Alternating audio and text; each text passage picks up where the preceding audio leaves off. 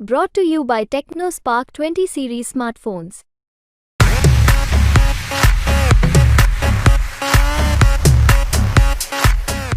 अगर प्रहलाद जी गुंजल साहब अगर कोटा से सांसद बन के आते हैं तो ये तय है कि प्रहलाद जी गुंजल के सांसद बनने के बाद में नरेश मीणा के लिए भी हाड़ौती में नरेश मीणा भी अपने आप को मजबूत महसूस करेगा। लेकिन दिक्कत ये होती है जब जैसे मैं आगरा रोड पे उतरता हूँ, जैसे मैं दौसा की तरफ अपना मुंह करता हूँ, यहाँ के जो नेता बैठे हैं, जो कुंडली बना के बैठे हैं, परिवारवाद की राजनीति करते हैं, उनकी चिंताएं बढ़ जाती है, उनके कर्म पर चिंताओं की लकीरें बढ़ जाती है। आपको क्या लग रहा है कि दौसा में इस वक्त क्या माहौल है? कन्हैयालाल मीणा, उनका भी राजनीतिक करियर काफी लंबा रहा है, मुरारी लाल मीणा के पास भी बहुत अनुभव है।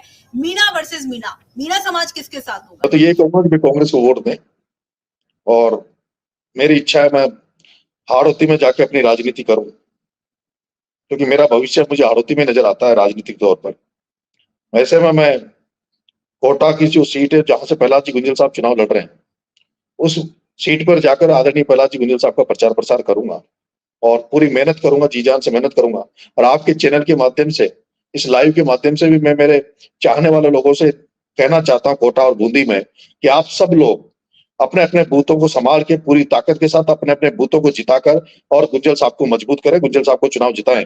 अगर प्रहलाद जी गुंजल साहब अगर कोटा से सांसद बन के आते हैं तो ये तय है कि प्रहलाद जी गुंजल के सांसद बनने के बाद में नरेश मीणा के लिए भी हाड़ौती में नरेश मीणा भी अपने आप को मजबूत महसूस करेगा। नरेश मीणा को बड़ा समर्थन, जो गुंजल साहब का समर्थक है, बड़ी संख्या में गुंजल साहब के समर्थक है, वही मेरे समर्थक बड़ी संख्या में हमें चाहने वाले लोग हैं। अगर हम दोनों को चाहने वाले लोग एकजुट होते हैं, एक जाजम पे आकर अगर लड़ाई लड़ते हैं, तो ये तय मान लो कि ओम बिरला को हम 12 बजे, दिन के 12 बजे चुनाव हरा देंगे।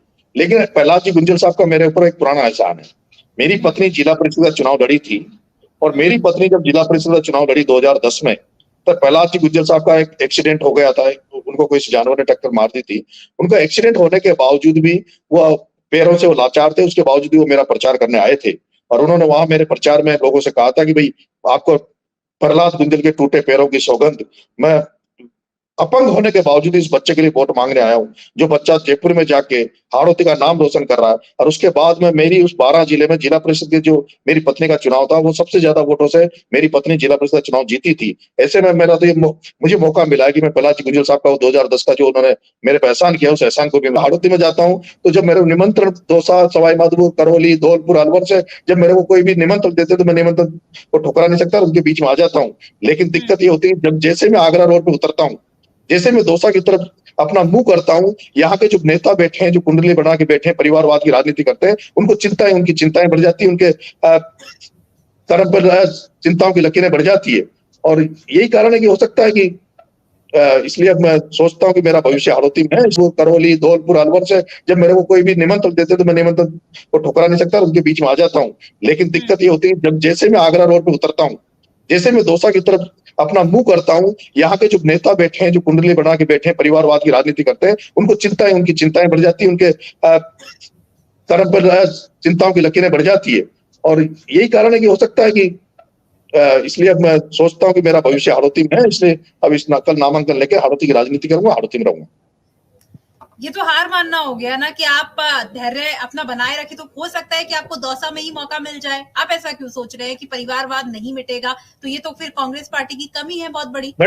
मैडम अभी बहुत जिंदगी पड़ी है, एक बार हाड़ौती से बन के आता है, फिर देखते हैं। अभी बहुत लंबी लाइफ है। लोग जो अभी नेतागिरी कर रहे हैं उनको भी जनता देख रही है, वो किस तरह की राजनीति कर रहे हैं, कैसे वो राजनीति करते हैं और कर रहे हैं।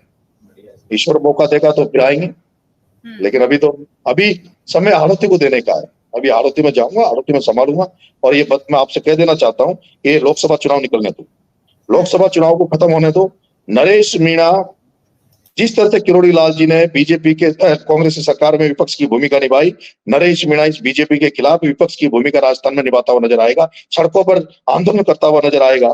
क्योंकि मैं पूर्वी राजस्थान में जब मैं दौसा आया था, सबसे बड़ी दिक्कत यहाँ ये है, अभी इन्होंने ईआरसीपी लागू की है, भारतीय जनता पार्टी ने जो ईआरसीपी का प्रोजेक्ट घोषित किया है, ना तो उसका एमओयू इन्होंने दिखाया, ना ये बताया कौन सा बांध है, कहाँ पानी आएगा, कहाँ नहीं आएगा, कितना बजट है, कितना क्या है।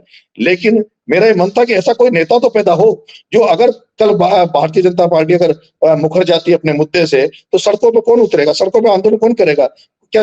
और पूर्वी राजस्थान की सबसे बड़ी डिमांड है कि यहाँ के हर खेत को, हर घर को पानी पहुंचे, क्योंकि पानी के बिना यहाँ कुछ नहीं है। पूर्वी राजस्थान में ना तो कोई रिफाइनरी है, ना कोई फैक्ट्रियां हैं, ना कोई उद्योग धंधा है, ना कोई यूनिवर्सिटी है। ये बड़ा दुर्भाग्य की बात है कि दौसा जैसे सवाई माधोपुर जैसे एरिया में जहाँ रणथंभौर नेशनल पार्क है, जहाँ पर्यटन आते हैं, लेकिन उसके अलावा यहाँ पर इनकम के कोई सोर्स नहीं है और केवल नौकरियों पे, और जो जयपुर में आके लोग मजदूरियां जाके करते हैं, जयपुर में दौसा के ज्यादातर लोग। ऐसे में मेरा तो ये मन था कि अगर मुझे मौका मिल जाता तो लोगों की सेवा करता, लोगों की जनता की सेवा करता और सड़क पर उतर के उनके लिए उनके साथ लड़ाई लड़ता।